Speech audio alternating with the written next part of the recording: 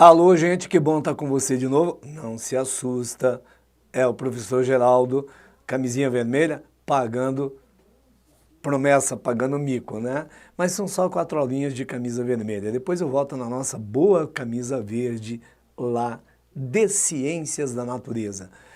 Estamos aí trabalhando para você abrir as portas do seu futuro. Qual é o tema de hoje? O nosso tema de hoje, nós vamos estudar bioquímica. A primeira parte da bioquímica são 2 aulas, 3, porque vai ter uma de vitaminas, que a gente vai falar dessas moléculas orgânicas e até inorgânicas importantes para a gente. É claro que você vai estudar também, vejam, na natureza não há distinção entre disciplinas, não tem gavetinhas. Você sai à rua, não tem uma rua só de química, só de física ou matemática, a vida é uma coisa só. Só que nós dividimos em setores, porque a informação é tão grande que não dá para uma pessoa sozinha fazer tudo. Imagina se alguém vem aqui gravar toda a área do conhecimento para você, nem ele ia sair daqui aguentando a voz. A gente fala o dia inteiro, quando chega em casa eu quero ficar quieto, eu não aguento ouvir minha voz. Imagina você ouvindo a voz de uma mesma pessoa para toda a área do conhecimento com uma única forma de visão. Por isso tem várias disciplinas. É claro que na biologia a gente vai estudar as principais características dessas moléculas e suas funções orgânicas. Quando você estudar na química orgânica, eles vão te falar das características químicas dessas moléculas, as reações das quais elas participam. É claro que no nosso organismo é uma coisa só. Ela tem característica biológica, mas também tem característica química. Tudo bem? Então vamos lá?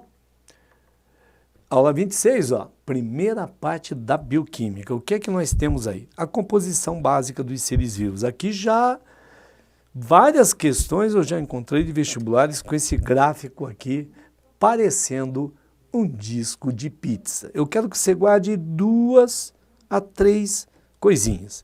Primeiro, o componente mais abundante da matéria viva é a água. Em média, aí 80%. No entanto, é claro, varia de organismo para organismo, mas é o mais abundante na Terra. A gente tem o ser humano entre 70% a 75% de água, a gente tem uma água viva que é quase 100% de água. Então, na média, cai aí no 80%. Mais detalhes ainda a gente vai estudar daqui a pouco sobre a água. Atenção, o segundo componente mais abundante, proteína. Só que a água é uma molécula inorgânica. E você sabe disso. Agora, proteína é molécula orgânica. 14% de proteína. Você vai revisar e entender que basicamente cada um de nós, cada ser vivo, é um consórcio proteico. Toda a informação genética, no fundo, não passa de receita para as células produzirem proteína. Então, aquilo que nos caracteriza são as proteínas que nós produzimos. Tem em torno de 3 a 4 a 5%, uma variação pequena aqui, de lipídios, de gorduras. O resto é tudo 1%. Açúcares, ácidos nucleicos, minerais, vai dar tudo aí em torno, então, de 1%. Eu quero que você guarde os 3 primeiros. É isso que vai definir a resposta, porque o resto que vier é 1%. Você vai guardar que em torno de 80% é água, em torno de 14%, então, proteínas, aí é variando de 3, 4, 5%, depende do autor, mas em terceiro lugar, os lipídios, as gorduras. Só tome cuidado, hein? Porque a experiência que a gente tem de vestibular e de provas por aí, concursos, mostra o seguinte. Alguns perguntam, qual o constituinte mais abundante da matéria viva? A resposta você sabe que é a água. Mas eu já vi perguntar assim, qual é o constituinte orgânico mais abundante? Se me perguntar o orgânico mais abundante, eu tenho que descartar a água, porque a água é um constituinte inorgânico. Neste caso, a minha resposta será proteína. Tá claro, gente? Tem que tomar esses cuidadinhos com os textos para a gente... Ah, eu li rápido demais. Dançou, porque aí você não presta atenção nesses detalhes. Ok? Então vamos lá? Ó, inorgânicos, água e sais minerais. Orgânicos, proteínas, lipídios, gorduras, né, carboidratos, açúcares. Enzimas estão aqui porque são um tipo especial de proteína. Já vai guardando aí. Toda enzima é proteína, mas nem toda proteína é enzima. As vitaminas e os ácidos nucleicos. Nesses dois primeiros tempos de hoje, por exemplo, agora nós vamos estudar a água, sais minerais, lipídios e carboidratos. Aí depois, num segundo tempo, numa outra aula, a gente estuda proteínas, enzimas, ácidos nucleicos. E vamos deixar tamanha importância uma aula para as vitaminas, que aí eu vou fazer uma tabela para você e vou dar detalhes daquilo que a gente encontra em cobranças sobre as vitaminas. E a sua vida, se você não conhece a importância delas, nunca mais será a mesma. Então vamos lá, começar com a água? Primeiro, a água é uma molécula bipolar. Por quê? Você está vendo aqui, ó. Ela tem o átomo de oxigênio, que você vê aqui em vermelho, e você tem os dois hidrogênios, formando um ângulo mais ou menos de 104,8,9 graus, fazendo um polo positivo e um polo negativo, onde predomina o núcleo do oxigênio. Se formasse um ângulo de 180, ela seria neutra, de nada serviria para a gente. Então, boa parte das características que tornam a água tão importante para a vida nesse planeta é exatamente essa bipolaridade. A gente diz que a molécula é assimétrica morfoeletricamente, na forma e na carga elétrica. É bipolar, guarda bem isso. Por causa disso, a água tem grande força de coesão. Dá uma olhada aqui, ó. Cada molécula de água se liga a 4 outras moléculas de água. Isso é força de coesão. Então, amiguinho, imagina a água líquida descendo da tua torneira. Quando você mexe numa molécula de água, você mexe no conjunto todo. Tudo bem? Por outro lado, a molécula de água adora moléculas polares. Por isso que você consegue dissolver o sal na água, o cloreto de sódio. Tem um polo negativo e um polo positivo. O positivo vem para cá, o negativo para cá. E você acabou de dissolver o sal. Isso é força de adesão. Se você achar uma molécula apolar, que não tem carga elétrica... dá um exemplo. Lipídios. Aí a água tem grande força de repulsão. Por isso você usa detergente em casa. Já viu você pegar o pratinho que acabou de comer, que tem gordura, solta a água ali, você vê que a água e a gordura não se gostam, vai uma para cada lado. Isso se chama força de repulsão. Então a água tem força de coesão, porque cada molécula de água se liga a 4 outras, formando arranjos geométricos. Ela tem força de adesão, porque gosta de outras moléculas polares, como o sal, né? E repulsão, porque não gosta de moléculas que são apolares. Um outro fenômeno importante da água, a capilaridade. A água gosta de subir por tubinhos bem fininhos. Por quê? Porque a água adere à parede do tubo, adesão. Aí uma molécula que dá uma subidinha, coesão, puxa todas as outras. Você, nossa, mas aonde que é importante isso? Por exemplo, na subida da água por tubinhos bem fininhos no vegetal.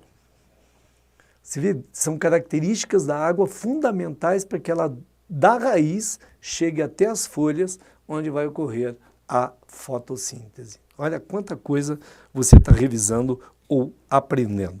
Exatamente por causa dessas características, é uma característica e é uma função, a água é um solvente universal. Guarde bem isso, tá? Toda solução tem um solvente e um soluto. Solvente é quem dissolve, soluto quem é dissolvido. Coloquei sal na água. O sal é o soluto, a água é o solvente.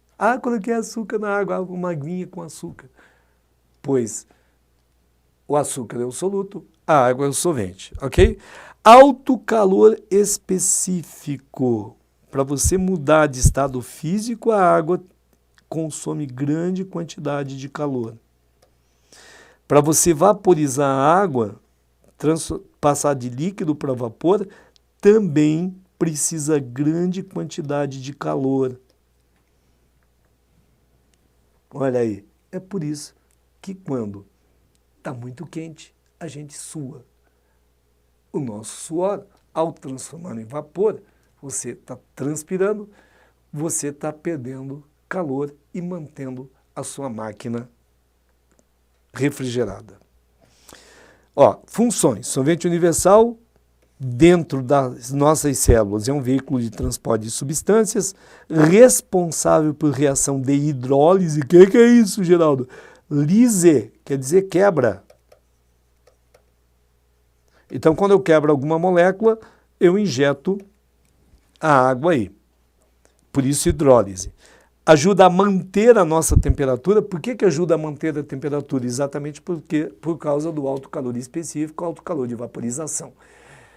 Você pode olhar em região desértica, onde eu tenho pouca quantidade pouca umidade, né? Não tenho água, não tenho vapor d'água, você olha a diferença de temperatura do dia para a noite. Agora, olha numa região onde a gente tem bastante árvore, onde tem bastante umidade, e você vê que não há uma grande flutuação. Aí está a importância da água. Estabilização de colóides. Então, a grosso modo, colóide é gelatina. É isso que forma o citoplasma das nossas células. E o que é isso? Proteína em água, ok? Que dá aquele estado de gelatina. Agora, outra coisa que eu quero que você guarde. A quantidade no organismo varia o quê? Segundo a espécie. Já falei isso para você. A média é 80%, mas varia de espécie para espécie. Segundo, varia com a idade. Você já viu pessoas mais velhas, graças a Deus ainda não está acontecendo isso, que ficam todas enrugadinhas. Você faz assim, demora para voltar. Por quê? Porque tem pouca água. Então, quanto mais velho, menos água. Quanto mais novo, mais água. Carne de bicho novo é uma carne tenra, macia, porque tem bastante água. Então, eu posso transformar isso em linguagem matemática. Ela varia no ser vivo conforme a idade? Sim. Então, quanto menor a idade, mais água. Quanto maior a idade, menos água. Então, a quantidade de água é inversamente proporcional à idade. Sobe a idade, diminui a água. Por outro lado, ela é diretamente proporcional à atividade metabólica. Quanto mais um tecido trabalha, mais água tem. Por isso você tem aí 14%, 12% na dentina, mas em compensação teu cérebro tem uma média de 80% de água. Tudo bem? Vamos continuando? Tem muita coisa aí para frente, né? Os sais minerais, responsáveis pelo equilíbrio osmótico, a gente vai estudar a osmose na sequência, pela manutenção da carga elétrica da membrana das células. A membrana das células é positiva na face que faz contato com o meio e negativa na face que faz contato junto ao citoplasma. Isso é garantido por causa de sódio e potássio, fundamentalmente. Ok? Equilíbrio ácido-base, ativação de enzima, formação de estrutura esquelética, né? Fosfato e carbonato de cálcio para formar teu esqueleto, por exemplo. Agora, como é que a gente encontra esses sais minerais na matéria viva? Forma iônica. Iônica quer dizer dissolvidos. Ainda há pouco eu te falei que dava para dissolver sal na água. Enquanto ela estiver dissolvida, eu vou dizer que está na forma iônica. Íon positivo e íon negativo. Então, tanto no líquido dentro da célula intra, quanto fora da célula, aquele líquido que banha cada célula da gente, a gente tem uma série de minerais dissolvidos na água. Portanto, na forma iônica. Ou na forma cristalina, constituindo esqueleto, tipo osso, casca de ovo, né? Conchas, carapaças lá em protozoário, espículas, unhas e chifres, ou componentes de substâncias orgânicas, como o quê? A hemoglobina. Hemoglobina é a molécula que carrega o oxigênio dentro da gente. E sabe o que tem no centro dessa molécula? Ferro, por isso que o sangue é vermelho. Por outro lado, a clorofila, que é fundamental para a planta fazer fotossíntese. Pois, gente, a clorofila tem no centro da molécula um átomo de magnésio. Nos nucleotídeos, que formam o DNA e RNA da gente, tem fósforo, por exemplo, tem nitrogênio. Aqui eu trouxe para vocês algumas coisas importantes. Eu vou te dizer o que obrigatoriamente você tem que conhecer sobre esses minerais. Tudo bem? Então vamos bem rapidinho aí. Potássio é o principal cátion, íon positivo, dentro da célula. Sempre vai perguntar para você quem está em maior quantidade dentro e fora da célula. Então, dentro é o potássio, fora é o sódio. Guarde sempre isso. Sódio fora, potássio dentro. Então, é importante para contração muscular, para atividade normal dos nervos. O sódio está aqui, principal cátion fora da célula. Importante, fundamental para a condução do impulso nervoso, tanto quanto o potássio. Eles vão cair sempre juntos. O cloro é um ânion, íon negativo. Principal aqui do líquido extracelular. Então, manutenção de pH e balanço de líquidos do corpo. Mas você guarda que ele é importante fora da célula. Iodo, você vai guardar isso, fundamental para o funcionamento da tireoide. Tireoide é uma glândula que tem no pescoço. Então guarda bem, gente. O iodo, normalmente ele tem na alimentação que vem do mar, as algas processam iodo. Agora, quem vive longe do litoral tem dificuldade de ter acesso ao iodo na alimentação. O iodo, repito, é fundamental para a tireoide produzir os seus hormônios que controlam todo o metabolismo do corpo. Ora, se faltar iodo, a tireoide acaba inchando. A gente chama isso de papeira, papo ou bócio. Cuidado, a falta de iodo causa o chamado bócio endêmico. Ok? E aí, como é que os países tiveram uma ideia brilhante de fazer o iodo chegar a todas as pessoas? Através do sal. Como a maioria põe um pouquinho de sal, pelo menos no alimento, você pode pegar o saquinho de sal lá, sal iodado. Essa é uma garantia de que onde quer que você esteja, a sua tireoide vai funcionar direitinho em função disso, né? Ela pode ter outros defeitos. Ok? Então, o iodo sempre cai em provas relacionadas à tireoide. O magnésio, lembra, presente lá na clorofila, em nervos e músculos, mas o pessoal vai falar sempre da clorofila. Ferro, hemoglobina. Hemo, porque está no sangue. Mio, que está no músculo. Por isso que o teu músculo esquelético é vermelho, porque tem a mesma molécula, só que ela mora no músculo, chama mioglobina. Enzimas respiratórias, à base de ferro, a gente vai estudar mais tarde, por isso é fundamental para a respiração celular. Flúor você já sabe, né? Ossos e dentes, então protege contra as cáries. Ok? Aqui eu te passei as principais informações sobre os sais minerais, pois compostos inorgânicos, então água e sais minerais. O que é que a gente vai ver agora? Os compostos orgânicos. E nós começamos por quem? Pelos açúcares, chamados de carboidratos, né? Carbo de carbono, hidrato de água. Então, o que é um açúcar? É uma molécula formada basicamente, a grosso modo, por carbono e água. Só que essas moléculas, conforme você vê aqui, um esqueletinho de carbono. Tá vendo? Um esqueletinho de carbono ligado a um monte de hidrogênio. E de vez em quando ligado a hidroxila. Hidroxila OH ligado a carbono faz a função álcool. É por isso que a gente fermenta açúcar para fazer álcool. Ah, mas então açúcar é álcool? Não, açúcar não é álcool por um detalhe. Por esse grupamento aqui, aldeído, CHO, ou esse grupamento aqui, C dupla O, dupla ligação com O, que a gente chama de cetona. Então vejam, toda molécula de açúcar tem um esqueleto de carbono ligado a um monte de hidrogênios e há hidroxilas, que determinam a função álcool. e, obrigatoriamente, a um grupamento aldeídico ou cetônico. Todo açúcar que tiver CHO, então esse grupamento aldeído, a gente chama de aldose. Se tiver esse grupamento cetona, como você vê aqui, o açúcar é chamado de cetose. Ok? Então vamos dar uma olhadinha na importância. Qual a importância de açúcar? É o nosso combustível. O combustível base da gente é a glicose. Mas também a gente tem uma parte estrutural, esquelética, que feita a partir de açúcar. É isso que a gente vai olhar agora. Então veja, classificação. Mono quer dizer um. Então monossacarídeos são os açúcares mais simples, então tem menor peso molecular, não hidrolisáveis. Eles não sofrem digestão. A digestão é uma reação de hidrólise, porque vai quebrar a molécula. Esses são os menores, então a gente não quebra. Qual é a fórmula geral? Eu te falei que é carbono com água. Então, um carbono para uma molécula de água.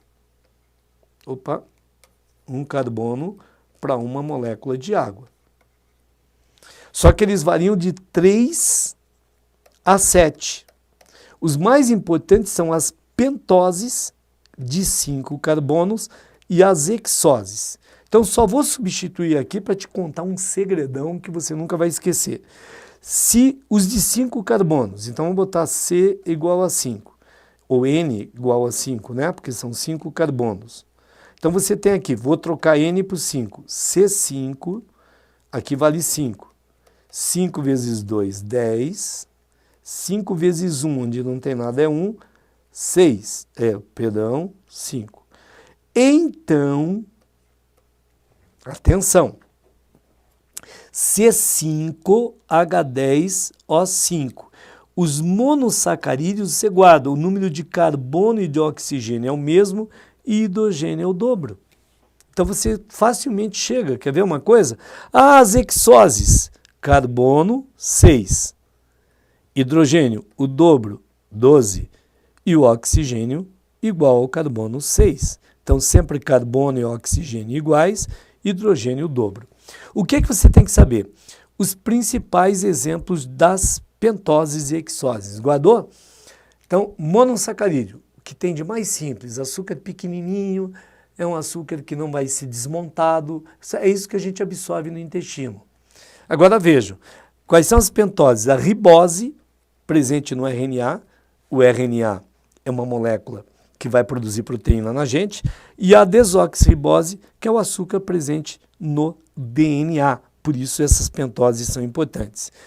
O pessoal só vai cobrar de você, de monossacarídeo, os de 5 e os de 6 carbonos. Só as pentoses e as hexoses. Não vai cobrar triose, tetrose, heptose. Ok? Então vamos lá nas hexoses. Quais são as hexoses? Glicose, que é o nosso combustível base. É o que vai no sangue da gente para as células. Então guarda sempre isso, a glicose a gente queima para viver. A frutose, presente nas frutas, e a galactose, que constitui a lactose, que é o açúcar do leite. Então você vê, todo açúcar mais complexo que você ingira vai terminar nessas moléculas, e aí você absorve no intestino. Aí você vai dizer, mas Geraldo, eu já vi falar um monte de glicose. Mas e a frutose e a lactose e a galactose, perdão, no nosso corpo? Ora, a frutose e a galactose, uma vez absorvidas no fígado, são transformadas em glicose. Por isso que você só vê falar em glicose no seu corpo. Então, guarda GGF. Lembra de mim? GGF. Glicose, galactose e frutose. Ok? Então, vamos lá. Oligo quer dizer pouco. Então, oligosacarídeos são moléculas formadas pela união de poucos monossacarídeos. Varia aí de 2 a 9. Só que tem um detalhe. Os oligosacarídeos mais importantes são os di, por isso em alguns locais te cobram só di. Di quer dizer 2. Então, ligação de 2 monossacarídeos. E a gente só vai trabalhar a ligação de 2 hexoses. A ligação chama glicosídica. Qual é a fórmula? CnH2O, N-1, porque essa ligação vai liberar uma molécula de água. E como é só coexose, então vale C6, atenção aqui, ó, C6, H12, ó, então você vai para lá, H2O, se eu tiver o N, vou ter C6, H12O6. Como vai ser N-1, vai ser, o que é que a gente tem aqui? C12, vai diminuir 1. Devia ser H24, vai ser H22, O, diminui 1, O5, tá bom? Então, 6 ficou 5. Opa, perdão, aqui já fiz besteira para você. Vamos somar aqui para você ver. C6, H12O6, mais C6H12O6. Então, vamos fazer o método tradicional. 6 mais 6, C12. Aqui devia ser 24 e O11. Mas eu vou ter que diminuir uma molécula de água. O12. Então, vou diminuir uma água. Vai ficar o quê? C12H22O11. Que é exatamente o que eu ia fazendo ainda há pouco. Tudo bem? Quais são os principais... eles vão cobrar muito essa fórmula geral. É só você somar duas hexoses e tirar uma água. Ponto. Aí não precisa nem guardar a fórmula geral. Agora eu quero que você faça o seguinte, amiguinho. Tem que saber os exemplos principais. De monossacarídeo, você já viu, GGF, glicose, galactose e frutose. Aqui a gente tem a sacarose, que é o açúcar da cana, o que você usa em casa. Resulta de uma glicose mais uma frutose. Então, quando você põe o açúcar da cana, que é a sacarose, lá no teu cafezinho, para adoçar um suquinho, que chegou no teu corpo, vai ser digerido. Aí quebra e libera as duas moléculas. Quem? Glicose e frutose. Absorve no intestino, o fígado transforma a frutose em glicose e você vai usar a glicose para viver. A lactose, que é o açúcar do leite, ó, glicose mais galactose. O papel sempre energético. Aí você bebe o leite, esse açúcar é quebrado em glicose e galactose, absorve no intestino, vira tudo glicose no teu corpo. Maltose do malte, ó, duas glicoses. Então lembra sempre, quais são os exemplos de sacarose, maltose e glicose? Vamos lá? Polivários. Então aqui eu tenho muitas moléculas, eu pego uma hexose N. Então se eu tiver aí 2.000 moléculas de glicose, eu faço vezes 2.000. Mas Geraldo, não é C6H12O6? Sim, mas eu já descontei a moléculazinha de água de cada ligação. Por isso fica C6H10O5, N, porque eu descontei uma molécula de água. Tudo bem? Agora vejam, nós temos dois grupos, de reserva e estrutural. Amigo, reserva, energia. Amido é reserva de planta. Amido é material de reserva nas células da planta.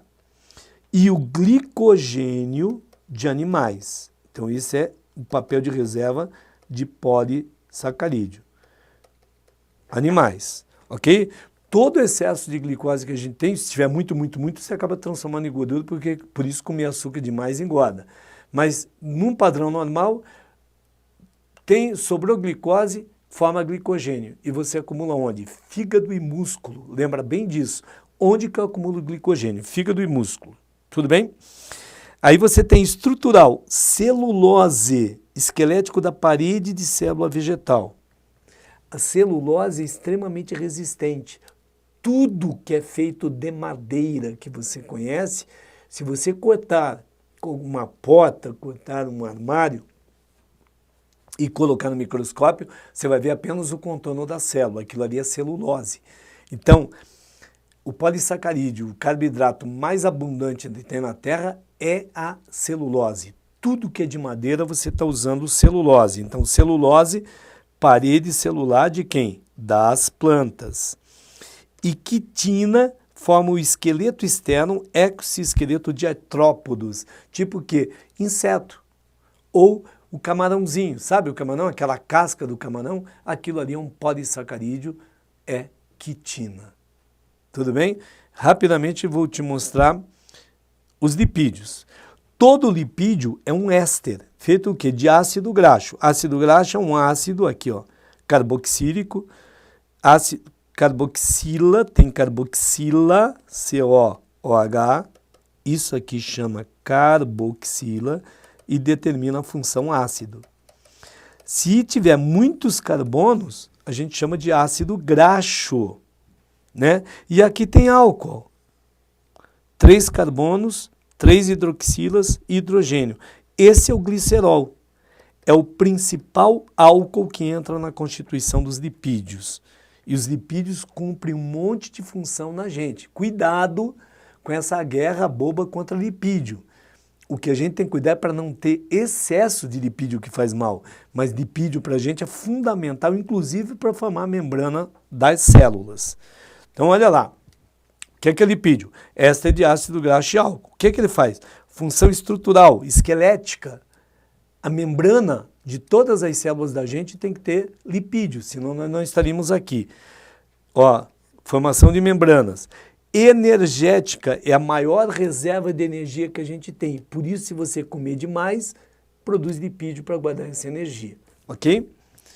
Hormonal. Vários hormônios, como sexuais, são à base de colesterol, são esteroides, à base de lipídios.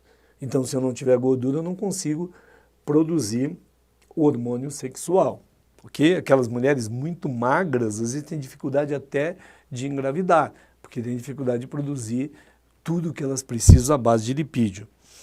Isolante elétrico. Nas células nervosas tem uma capa de gordura, formando o que a gente chama hoje em dia de extrato mielínico, antigamente banha de mielina, para evitar curto-circuito entre as células nervosas. Então funciona como isolante elétrico. Isolante térmico. Essa capa de gordura, nós mamíferos, embaixo da pele tem uma camada de gordura.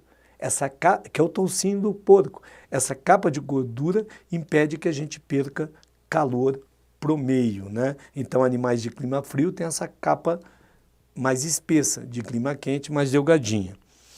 E nos vegetais, ó, impermeabilização de superfície, para evitar a perda de água, a desidratação por transpiração. Você, amanhã, hoje, qualquer dia, saia de casa e olhe a folha de um vegetal, olha como a folha brilha. Aquele brilho é uma cera, porque é uma lâmina grande em contato com o meio, aquela cera impede a perda de água para o meio. Então, impermeabilização de superfície. Classificação. Lipídio simples, ó. Por que é lipídio simples? Porque só tem ácido graxo e álcool. Tem mais nada na molécula. Tá? Isso é lipídio simples. Quais são eles? Os glicerídeos. O álcool é o glicerol, aquele álcool de 3 carbonos. Por isso que ele é o principal álcool, porque ele compõe esses lipídios simples, glicerídeos, que são muito comuns. Então aqui está o glicerol, entram 3 ácidos graxos aqui, ok? Ó, gorduras. As gorduras são glicerídeos sólidos em temperatura ambiente, principalmente de origem animal, ó, isolante térmico. Os óleos, olha no mercado quantos óleos tem. Os óleos em temperatura ambiente são líquidos e normalmente de origem vegetal. A gordura, a molécula é saturada, os carbonos só têm ligação simples. No caso dos óleos, tem ligação dupla, aí dá uma quebra na molécula. É exatamente por isso, o que é que o pessoal, a indústria faz? Pega óleo vegetal, como de soja, qualquer óleo vegetal, aí você injeta hidrogênio, quebra a dupla ligação e vira uma molécula saturada.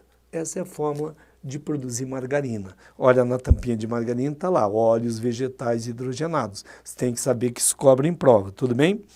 Depois os cerídeos. O álcool não é o glicerol, é um álcool longo, tem mais de 3 carbonos, né? As ceras, principalmente de origem vegetal, impermeabilização de superfície, mas lembra que também tem cera no teu ouvido, então de origem animal. E por fim, os esteroides, onde o álcool é o colesterol. Exemplo, a cortisona, que é antialérgico. Todos os hormônios sexuais são esteroides. É outra guerra boba.